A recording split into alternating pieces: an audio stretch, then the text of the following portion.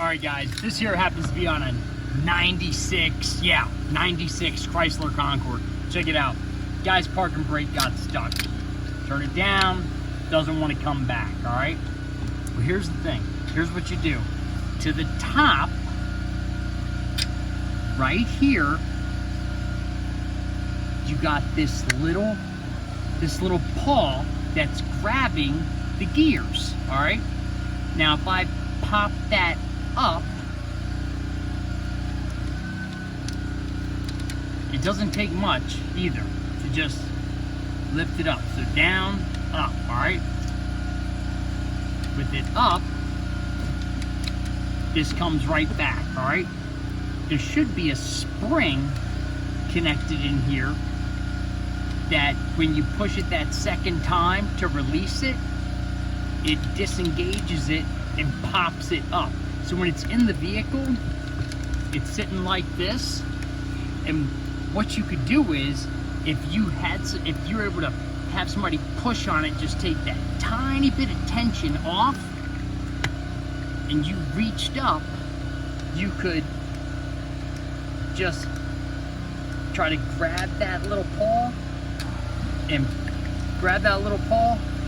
pull it up. And it's difficult to see, but you reach in here, and it's this guy right here that I'm tapping, and you'll feel it kind of come up a little bit. When you do that, thing's gonna release. That's all there is to it. It's super simple setup. So check it out once more. Good. It's locked. You can go ahead and reach up, grab that little paw here, and we're just gonna pull it up. So I'm gonna pull it up while I'm applying some pressure to take it off there, and this comes right back.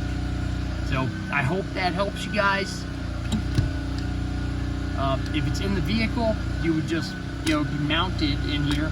You would just kind of reach up, reach in here, and grab that little guy and just pull it up. Because look, there's not much to it right here.